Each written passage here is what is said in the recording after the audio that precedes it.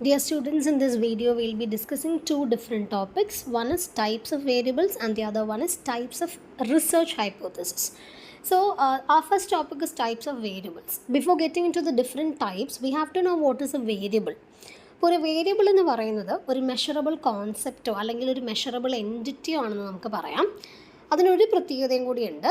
Which the assigned values will be changing, അല്ലെങ്കിൽ it will be changing from observation to observation. നമ്മൾ ഓരോ തവണ observe ചെയ്യുമ്പോഴും ഇതിൻ്റെ വാല്യൂവിൽ വ്യത്യാസങ്ങൾ വന്നേക്കാം, അല്ലെങ്കിൽ പല പല വാല്യൂസിനെ ഹോൾഡ് ചെയ്യാൻ പറ്റുന്ന മെഷറബിൾ ആയിട്ടുള്ള ഒരു കോൺസെപ്റ്റ് അല്ലെങ്കിൽ ഒരു എൻറ്റിറ്റിയാണ് വേരിയബിൾ എന്ന് പറയുന്നത്. ഇതിൽ ആദ്യത്തെ രണ്ട് വേരിയബിൾ നമുക്ക് ഒരുമിച്ച് പറയാം. That is dependent and independent. This is just opposite to each other. Dependent variable എന്ന് പറഞ്ഞാൽ പേര് പറയുന്ന പോലെ വിച്ച് ഇസ്, അല്ലെങ്കിൽ it is a variable that is depend or some another variable.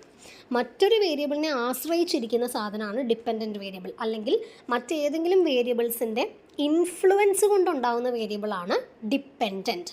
നേരെ ഓപ്പോസിറ്റാണ് ഇൻഡിപെൻഡൻറ്റ് എന്ന് പറയാം. ആ പേര് പറയുന്ന പോലെ തന്നെ സ്വതന്ത്രമായിട്ട് നിൽക്കുന്ന, ഒന്നിൻ്റെയും ഇൻഫ്ലുവൻസിൽ എഫക്റ്റ് ചെയ്യാത്ത ഇൻഡിവിജ്വലിസ്റ്റിക് ആയിട്ടുള്ള ഒരു വേരിയബിളാണ് independent variable. For example, a person's savings increases when his income increases.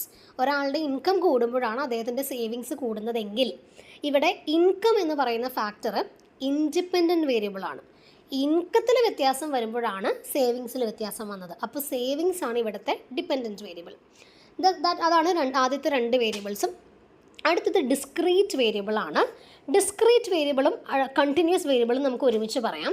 Discrete variable എന്ന് പറഞ്ഞാൽ ഇൻഡിജർ വാല്യൂസ് കൊണ്ട് മാത്രമേ ഡിസ്ക്രീറ്റ് വേരിയബിളിന് നമുക്ക് കോട്ട് ചെയ്യാൻ പറ്റുള്ളൂ. ഇൻഡിജർ വാല്യൂ എന്ന് പറഞ്ഞാൽ ഡെസിമൽസ് ഇല്ലാത്ത സംഖ്യകൾ. For example, number of employees in a business, അല്ലെങ്കിൽ number of students in a class room.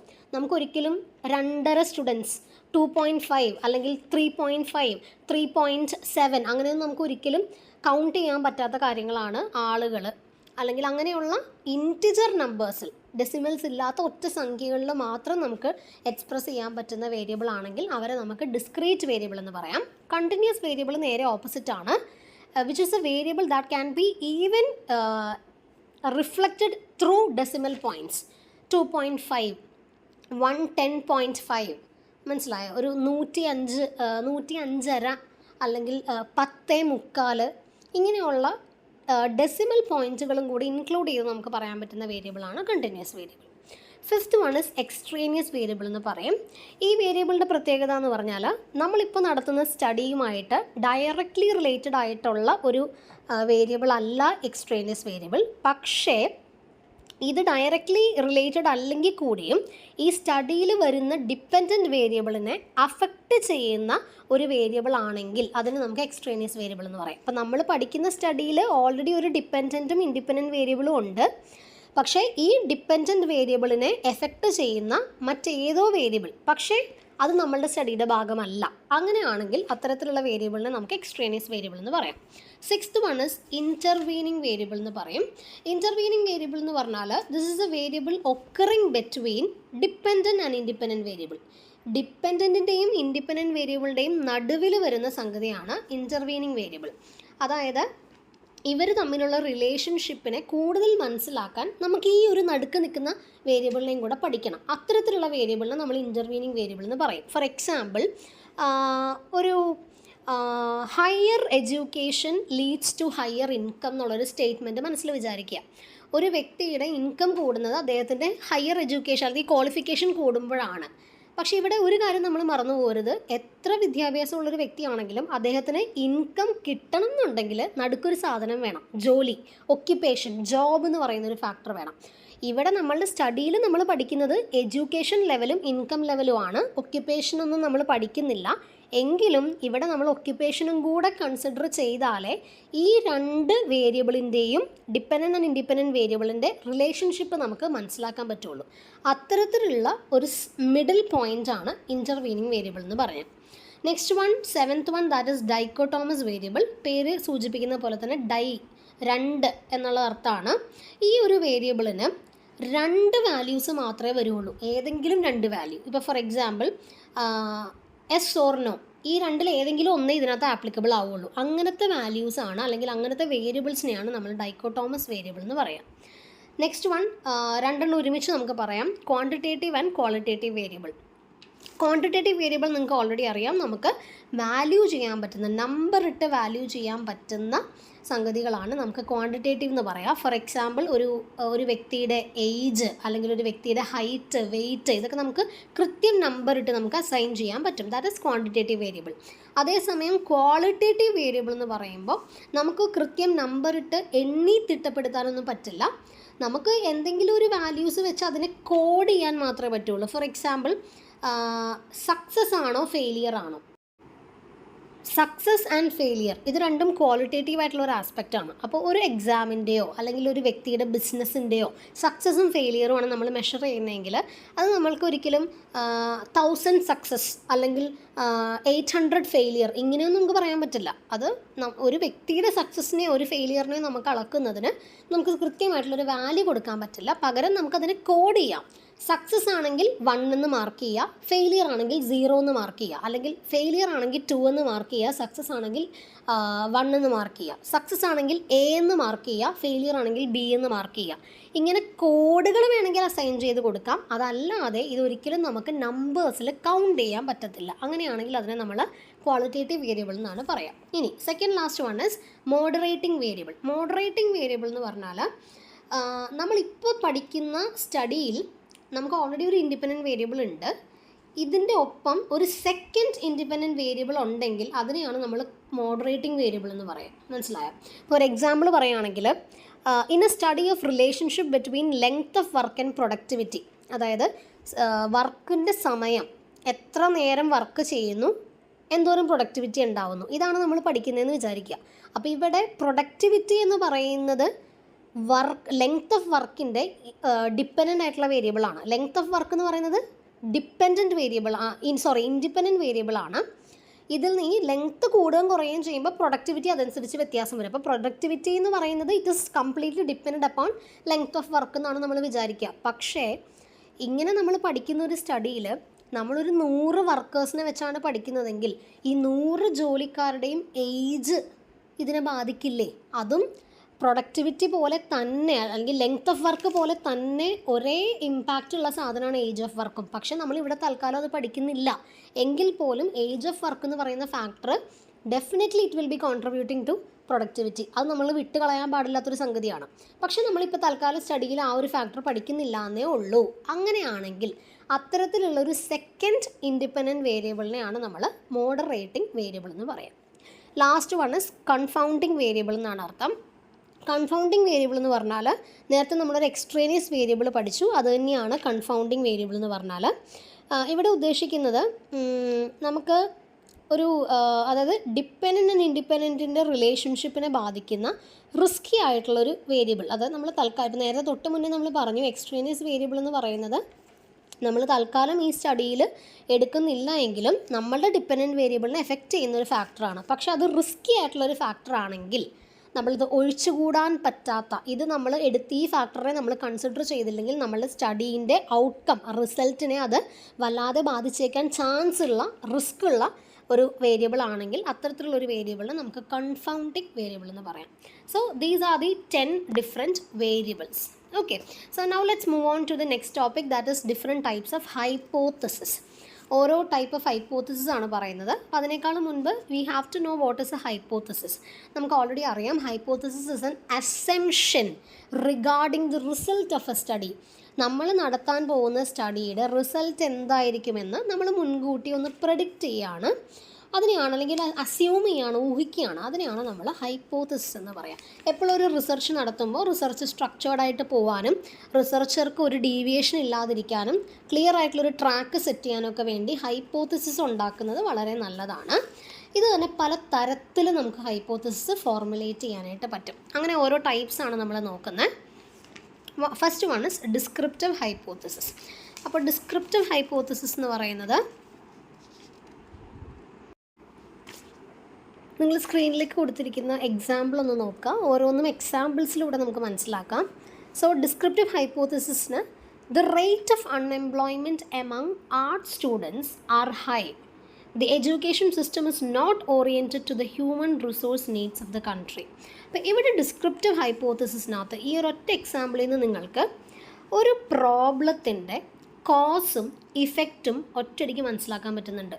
So ഈ ഒരു ഹൈപ്പോത്തസിസ് ഇവിടെ ഒരു പ്രോബ്ലത്തിൻ്റെ കോസ് ആൻഡ് ഇഫക്റ്റിനെ എക്സ്പ്ലെയിൻ ചെയ്യുകയാണ് ചെയ്യുന്നത്. അങ്ങനെയാണെങ്കിൽ ഒരു പ്രോബ്ലത്തിൻ്റെ കോസും ഇഫക്റ്റും എക്സ്പ്ലെയിൻ ചെയ്യുന്ന ഹൈപ്പോത്തസിസ് ആണെങ്കിൽ ആ ഹൈപ്പോത്തസിസിനെ നിങ്ങൾക്ക് ഡിസ്ക്രിപ്റ്റീവ് ഹൈപ്പോത്തസിസ് എന്ന് പറയാം. അപ്പോൾ ഇവിടെ ഇവരെന്താ പറഞ്ഞിരിക്കുന്നത്, ഒരു സ്റ്റേറ്റ്മെൻറ്റ്, ഒരു പ്രോബ്ലം ഇവിടെ പറഞ്ഞിട്ടുണ്ട്. ആർട്സ് സ്റ്റുഡൻസിൻ്റെ ഇടയിൽ അൺഎംപ്ലോയ്മെൻറ്റ് റേറ്റ് ഭയങ്കര കൂടുതലാണ്, അവർക്ക് ജോലി കിട്ടുന്നില്ല, ഒത്തിരി ആർട്സ് സ്റ്റുഡൻസിനാണ് ജോലി കിട്ടാത്തത്. ഈ പ്രോബ്ലത്തിൻ്റെ കോസും ഇഫക്റ്റും ഇവിടെ തന്നെ കാണിച്ചിട്ടുണ്ട്. എഡ്യൂക്കേഷൻ സിസ്റ്റം നമ്മളുടെ കൺട്രിയുടെ ഹ്യൂമൻ റിസോഴ്സ് നീഡ്സുമായിട്ട് ഓറിയൻ്റ് ആവുന്നില്ല, മാച്ച് ആവുന്നില്ല, അതുകൊണ്ടാണ് ആർട്സ് സ്റ്റുഡൻസിന് കൂടുതൽ ജോലി കിട്ടാത്തത്. ഇത് ഊഹമാണ്, നമ്മുടെ അസംഷൻ മാത്രമാണ്. സ്റ്റഡിയുടെ അവസാനം ചിലപ്പോൾ ഇത് റിജക്റ്റ് ആവാനും അക്സെപ്റ്റ് ആവാനും ചാൻസ് ഉണ്ട്. അപ്പോൾ ഈ ഒരു ഒറ്റ ഹൈപ്പോത്തസിസിൽ തന്നെ ഒരു പ്രോബ്ലത്തിൻ്റെ ഇഫക്റ്റും കോസും റീസണും കാണിച്ചിട്ടുണ്ടെങ്കിൽ that is descriptive hypothesis. Next one relational hypothesis ആണ്. പേര് സൂചിപ്പിക്കുന്ന പോലെ തന്നെ ഏതോ രണ്ട് വേരിയബിൾസ് തമ്മിലുള്ള റിലേഷൻഷിപ്പിൻ്റെ എക്സിസ്റ്റൻസ് കാണിക്കുന്നു മാത്രമേ ഉള്ളൂ. ഇവിടെ റീസണോ എഫക്റ്റോ ഒന്നും കാണിക്കുന്നില്ല, രണ്ട് വേരിയബിൾസ് തമ്മിലുള്ള ബന്ധം കാണിക്കുന്നു എന്ന് മാത്രം. എക്സാമ്പിൾ നോക്കാം. A significant relationship exist between smoking and obesity. അമിതവണ്ണവും സ്മോക്കിങ്ങും തമ്മിൽ ഒരു സിഗ്നിഫിക്കൻ്റ് ആയിട്ടുള്ള ഒരു റിലേഷൻഷിപ്പ് ഉണ്ട്. അപ്പോൾ ഒരു ബന്ധം ഉണ്ട് എന്ന് അവിടെ കാണിക്കുകയാണ്, അസ്യൂം ചെയ്യുകയാണ്. സ്റ്റഡിയുടെ അവസാനം അത് ചിലപ്പോൾ ശരിയാവാം, ചിലപ്പോൾ തെറ്റ്. Third one is correlational hypothesis. ഇവിടെ ഒരു റീസൺ ഇവിടെ ഒരു റിലേഷൻഷിപ്പ് കാണിക്കുന്നുണ്ട്. അത് എങ്ങനെയാണ് ആ റിലേഷൻഷിപ്പിൻ്റെ ഒരു പാറ്റേൺ എങ്ങനെയാണെന്നുള്ളത് കാണിക്കുന്നുണ്ട്, പക്ഷേ റീസൺ കാണിക്കുന്നില്ല. അതായത് the ടോളർ A person the heavier he is. ഒരു വ്യക്തി എന്തോരം പൊക്കം ഉണ്ടോ അയാൾക്ക് അതനുസരിച്ചുള്ള വെയിറ്റും ഉണ്ടാകും, ഹെവിയുമായിരിക്കും. അപ്പോൾ രണ്ട് ടോൾ, അതായത് ഹൈറ്റും വെയിറ്റും തമ്മിലുള്ളൊരു റിലേഷൻഷിപ്പ് അവിടെ കാണിക്കുന്നുണ്ട്. അത് ഡയറക്റ്റ്ലി പ്രൊപ്പോർഷനേറ്റ് ആണെന്നും കാണിച്ചിട്ടുണ്ട്, പക്ഷെ അത് എങ്ങനെയാണ് എന്നുള്ളത് കാണിച്ചിട്ടില്ല. ഒരു വ്യക്തിക്ക് പൊക്കം കൂടുമ്പോൾ അദ്ദേഹത്തിന് എങ്ങനെയാണ് വെയിറ്റ് കൂടുന്നത് എന്ന് കാണിച്ചിട്ടില്ല. തൊട്ട് മുന്നത്തെ കേസിലാണെങ്കിൽ ഒരു വ്യക്തിക്ക് വണ്ണം കൂടുന്നത് സ്മോക്ക് ചെയ്യുന്നത് കൊണ്ടാണ്, അത് തമ്മിൽ ബന്ധമുണ്ട് എന്ന് റീസണോട് കൂടി റിലേഷൻഷിപ്പ് കാണിച്ചിരിക്കുകയാണ്. കോറിലേഷൻ ഹൈപ്പോത്തസിസിൽ ബന്ധമുണ്ട് എന്ന് കാണിച്ചിട്ടുണ്ടെങ്കിലും അവിടെ റീസൺ ഒന്നും ഇൻഡിക്കേറ്റ് ചെയ്തിട്ടില്ല. Fourth one is casual hypothesis. Casual ഹൈപ്പോത്തസിസിനകത്ത് വരുന്നത് രണ്ട് വേരിയബിൾസ് കാണിച്ചിട്ടുണ്ടാവും. ആ വേരിയബിൾസ് ഒരു വേരിയബിളിൽ ചേഞ്ച് വരുമ്പോൾ മറ്റൊരു വേരിയബിളിനെ എങ്ങനെയാണ് അത് എഫക്റ്റ് ചെയ്യുന്നത് എന്ന് കാണിച്ചിരിക്കുകയാണ്. ഇപ്പോൾ ഇവിടെ പെട്രോൾ പ്രൈസും ബസ് ഫയറുമാണ് വേരിയബിളായിട്ട് എടുത്തിരിക്കുന്നത്. ഇത് തമ്മിൽ ഉള്ള റിലേഷൻ, അതായത് റിലേഷനേക്കാൾ ഉപരി പെട്രോൾ പ്രൈസ് എന്ന് പറയുന്ന വേരിയബിളിൽ ഒരു മാറ്റം വന്നാൽ ബസ് ഫെയർ എന്ന് പറയുന്ന വേരിയബിളിൽ എങ്ങനെ മാറ്റം വരും? ഇപ്പോൾ ഇവിടെ എന്താ എക്സാമ്പിൾ കൊടുത്തിരിക്കുന്നത്? പെട്രോൾ പ്രൈസ് കൂടുമ്പോൾ ബസ് ഫെയറും കൂടും, അസംഷനാണ്. അത്തരത്തിലുള്ള ഹൈപ്പോത്തസിസിനെയാണ് നമ്മൾ കാഷ്വൽ ഹൈപ്പോത്തസിസ് എന്ന് പറയാം. ഇനി ഫിഫ്ത്ത് വൺ ഒരു പെയറാണ്, null hypothesis and alternative hypothesis. ഇവർ രണ്ടുപേരും ഒരേ തരത്തിലുള്ള ഹൈപ്പോത്തസിസ് ആണെങ്കിലും രണ്ടിനും രണ്ട് ആസ്പെക്റ്റ് ആണ്. ഒരെണ്ണത്തിന് negative and the other one is positive aspect. Negative aspect null ഹൈപ്പോത്തസിസിനകത്താണ് നെഗറ്റീവ് ആസ്പെക്റ്റ് വരുന്നത്. There is no difference in the salary of factory workers based on gender. ആണോ പെണ്ണോ എന്ന വ്യത്യാസം ഒന്നും ഇല്ല സാലറി കാൽക്കുലേറ്റ് ചെയ്യുമ്പോൾ. ഇനി അത് നോ, അവിടെ ഡിഫറൻസ് ഇല്ല എന്നാണ് കാണിച്ചിരിക്കുന്നത്. ഡിഫറൻസ് ഉണ്ട്. ഒരു പോസിറ്റീവ്, ഇവിടെ പോസിറ്റീവ് നെഗറ്റീവ് എന്ന് പറഞ്ഞാൽ നല്ലത് ചീത്ത എന്നുള്ള അർത്ഥമല്ല. ഉണ്ട് എന്ന് കാണിക്കുന്നത് ഓൾട്ടർനേറ്റീവ് ഹൈപ്പോത്തസിസും ഇല്ല എന്ന് കാണിക്കുന്നത് നൾ ഹൈപ്പോത്തസിസും ആയിരിക്കും. അത്ര ഓർത്താൽ മതി. നെക്സ്റ്റ് പെയർ എന്ന് പറയുന്നത് ക്രൂഡ് ആൻഡ് റിഫൈൻഡ് ഹൈപ്പോത്തസിസ് എന്നാണ്.